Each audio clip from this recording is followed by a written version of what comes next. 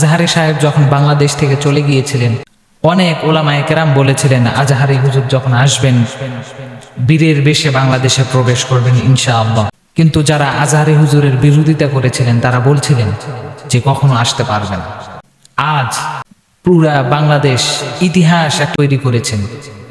আজহারি হুজুর আসছেন, মাহফিল করেছেন, লক্ষ লক্ষ মানুষের সমাগম হয়েছেন। আজহারি হুজুর বাংলাদেশে বীরের বেশি এসেছেন, বাট যারা বলেছিল যে আজহারি হুজুর আসতে পারবে না তারা আজকে কোথায়? সেজন্য মহান রব্বুল আলামিন বলেন ফা ইন্না মাআল উসরি ইসরা, প্রত্যেক কষ্টের পরে সুখ আছে। সে বীরের বেশি বাংলাদেশে প্রবেশ করেছে, কিন্তু যারা বলেছিল যে আজহারি হুজুর আসতে পারবে না আজকে তারা কোথায়?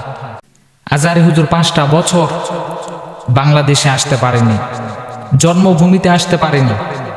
আল্লাহ তাআলা এই 5 বছর ধৈর্য ধরার কারণে ফা ইন্না মাআল উসরি ইসরা, প্রত্যেক কষ্টের পরে সুখ, আল্লাহ তাআলা সুখ দিয়েছেন। সুখ যেমন তেমন না, পুরা বাংলাদেশের গর্ব মিজানুর রহমান আজহারি। শুধু বাংলাদেশের না, প্রত্যেকটা আলেম সমাজের গর্ব, প্রত্যেকটা ইসলামিক স্কলারের গর্ব।